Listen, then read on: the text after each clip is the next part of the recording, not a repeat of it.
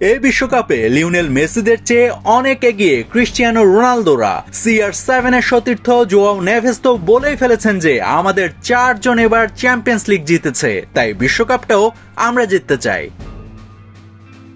উত্তর আমেরিকাতে বিশ্বকাপ যুদ্ধে নামার আগে দলের বিশ্ববালক নামে পরিচিত জোয়া নেভেস এক ইন্টারভিউতে পর্তুগালের শক্তিমত্তার কথা জানান। এই 21 বছর বয়সী মিডফিল্ডার বলেন, বিশ্বকাপ জিততে রোনালদো অবশ্যই একজন টনিক হিসেবে কাজ করবেন। একই সাথে গত বছর সড়ক দুর্ঘটনায় প্রাণ হারানো দিয়াগো জোতাকেও গোটা দল তাদের ভাবনায় রাখবে। নেভেস বলেন, জোতা নির্দিষ্ট মুহূর্তে আমাদের বাড়তি শক্তি যোগাবে। সোনালি ওই শিরোপা জিততে চাই আমরা, তার জন্যই। নেভেস আবেগময়ী হলেও তিনি বলেছেন বাস্তবতার কথাও। গেল 10 ম্যাচে যে পর্তুগাল হেরেছে কেবল একটি ম্যাচে।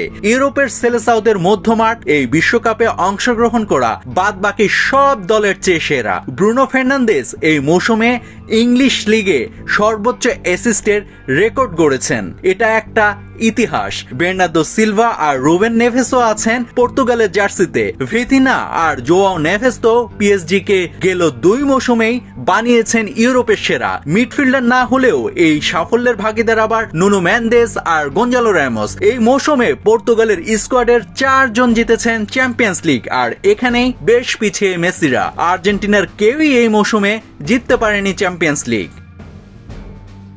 ক্লাব ফুটবলেও পর্তুগিজরা আছে দারুণ ছন্দে, তাই তো নেভেস আত্মবিশ্বাসের সাথে বলেছেন, শিরোপা নিয়ে বাড়ি ফেরার যোগ্যতা আমাদের অবশ্যই আছে। ধারণা করা হচ্ছে বিশ্বকাপে গ্রুপ কেতে পর্তুগালের সামনে দাঁড়াতেই পারবে না কঙ্গো ও উজবেকিস্তান। গ্রুপে একমাত্র চ্যালেঞ্জ তাদের কলম্বিয়া। তবে রোনালদোরা যে ফর্মে আছে তাতে লুইস দিয়াজ বা জেমস রদ্রিগেজরা তাদের সামনে চ্যালেঞ্জ ছুটতে পারবে বলে মনে হচ্ছে না। নাভিদ হাসান, সোনালী নিউজ।